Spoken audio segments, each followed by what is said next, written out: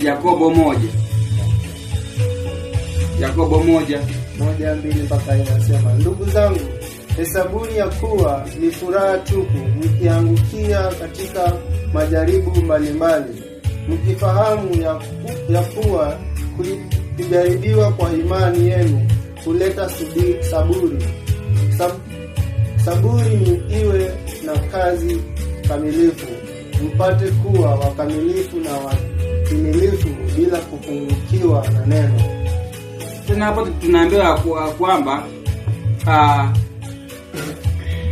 ndugu zangu, hesabuni kuwa ni furaha tupu. Hapa tunaambiwa kwamba tukaze kuhesabu yote kuwa furaha, zile dhoruba ama zile matatizo ama zile shida ambazo tunazipitia katika maisha. Biblia inatuambia kwamba tukazihesabu kama furaha.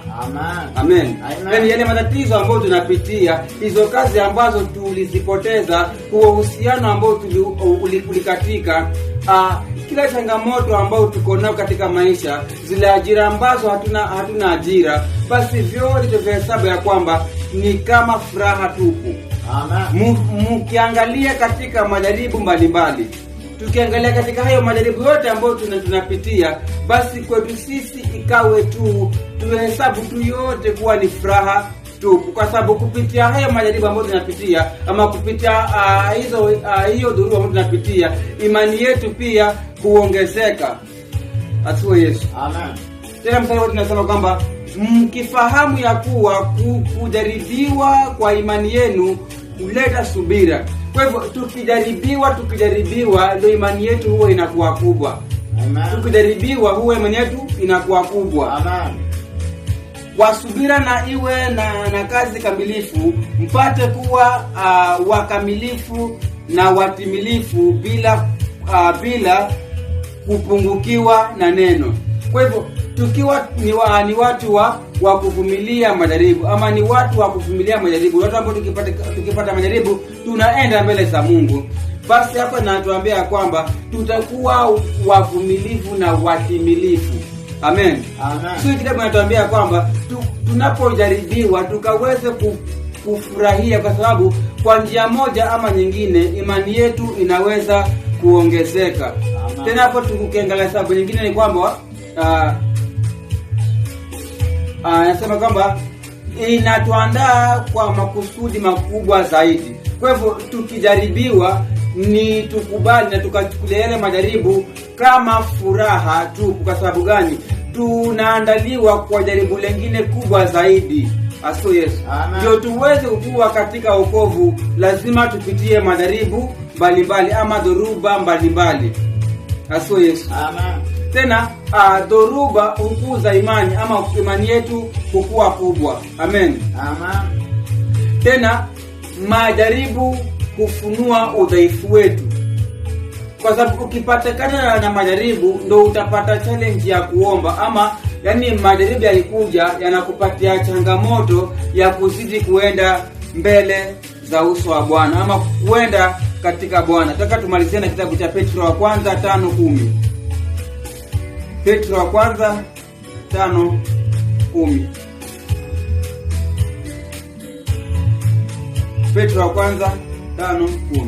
Na Mungu wa neema yote aliyewaita kuingia katika utukufu wake na wa milele katika Kristo, mkisha kuteswa kwa muda kidogo, yeye mwenyewe atawatengeneza na kuwadhibitisha na kuwatia nguvu. Hiyo nasema kwamba na Mungu wa neema aliyewaita kuingia katika utukufu wake, yule Mungu mwenyewe ambaye alituita kutoka kule ambako tulikuwa hatujamjua Kristo, akatuleta katika ufalme wake. Basi anasema ya kwamba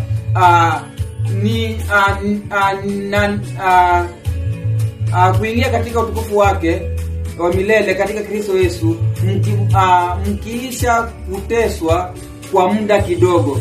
Yule ambaye ametuita kwa neema, tumekombolewa kwa neema.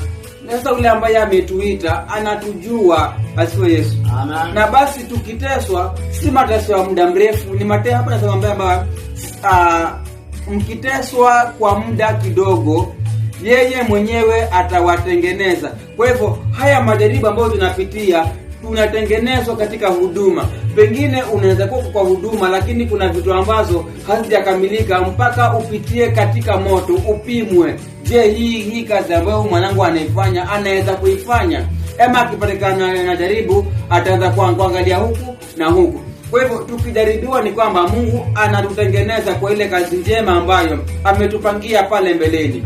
Tukijaribiwa, huwa Mungu anatengeneza ile imani, inazidi inakuwa vizuri. Aso Yesu. Amen. Kwa hivyo kama tuko na kwa huduma, na kama tulimkubali Kristo ama tuliokoka, tuliacha yote tukamfuata Kristo, basi tukipata na majaribu, ni tukavumilie. Kwa sababu gani? Anatutengeneza kwa ile njia ambayo ni nzuri zaidi. Aso Yesu. Amen. Na pia ile mipaka ya huduma inaongezeka kupitia hii majaribu. Aso Yesu. Amen. Kama wewe kama wewe mtu ambaye umeokoka, kubali hii dhoruba ikupate, kwa sababu kupitia hii dhoruba ndio milango mingine itafunguka, mahali pengine milango itafunguka. Aso Yesu. Amen. Aso Yesu. Amen. So tusiwe watu wa kulaumu sana, mbona kila siku mimi. Majaribu ikikupata, huwa inakuja na iko na mlango wake wa kutokea. Kwa hivyo ikikuja, ni tuchukulie kama changamoto mbele za Mungu. Aso Yesu. Amen. Basi mimi naona sitaendelea sana, na nashukuru kwa kunisikiza, na sina mengi mimi, na sisi tuendelee kufuatiliana katika mitandao. Basi mbarikiwe. Ni hayo na